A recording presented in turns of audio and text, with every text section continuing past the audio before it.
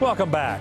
Over the past few weeks, we've been sharing with you stories of cattle ranching families who've gone above and beyond in their efforts to care for the land and to preserve our natural resources. They're all regional winners of the Environmental Stewardship Award, and we hope you're inspired by their efforts. This time around, we head to Region 6 in northwest Utah for the story of the Tanner family.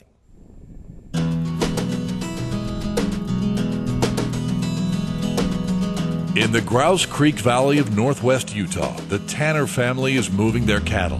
Brothers Blaine, Jay, and Brent winter their herd in the desert and then trail the cattle up to 9,000 feet in the summer. The Tanner family has been ranching here for 136 years.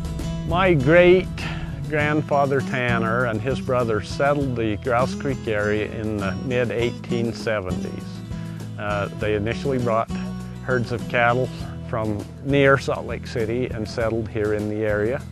One of the things about Della Ranches that really stands out is the heritage that we have here. Even in the name, Della Ranches, Della comes from our grandparents, Dell and Ella Tanner, who us brothers started our ranching business by purchasing land from them. One of the things that is unique about our ranch is you know, we are able to move up and down the valley in the spring and the fall of the year, and we don't have to haul our cattle to our grass. We utilize our grass as we trail our cattle back and forth. Today, the Tanner brothers run about 1,000 cows and grow forage crops in Utah and southern Idaho. Their cattle range across 192,000 acres on a mix of private, state, and federal lands. I think a lot of people think that we're kind of out here on the end of the earth, but that may be one of the qualities that we have is by being out here so far. It is cattle country. It's country that's open, that we can utilize for our livestock. One major challenge here is controlling invasive species that crowd out grasses and forbs. The Tanners have worked with NRCS and other agencies to clear juniper by first chaining and uprooting the trees, and then doing a controlled burn. We have found that then it's more successful if we can burn those trees that we've killed.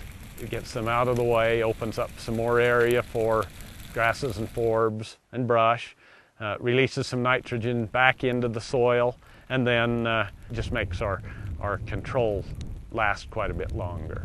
The last year or two since we've been able to chain and to do some things with these on these trees, I am in hopes that things will be much better there. And just looking at it this year, I see that there's grass coming in places where under them trees there was absolutely nothing. To control sagebrush, the Tanners have used chemical treatments to create a more diverse plant community. And the family works with Utah State University to monitor sage grouse and to find ways to improve wildlife habitat.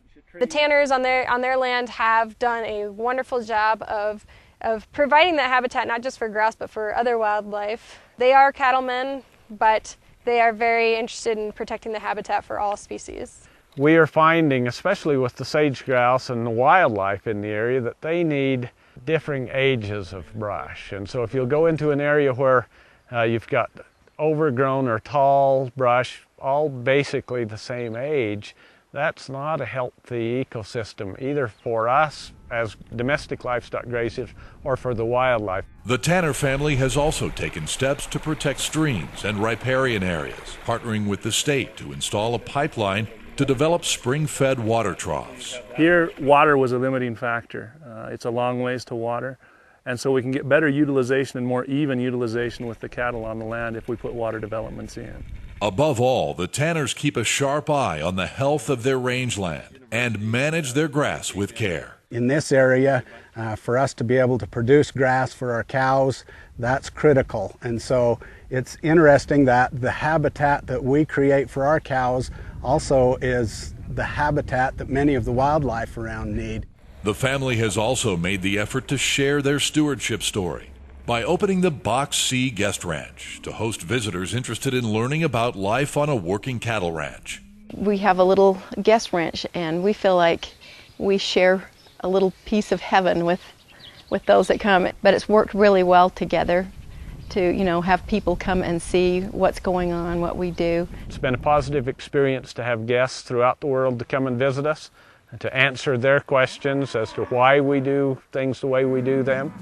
Whether hosting guests, working to improve rangeland, or protecting water resources, the Tanner family makes stewardship a part of their daily ranch life for the benefit of generations to come.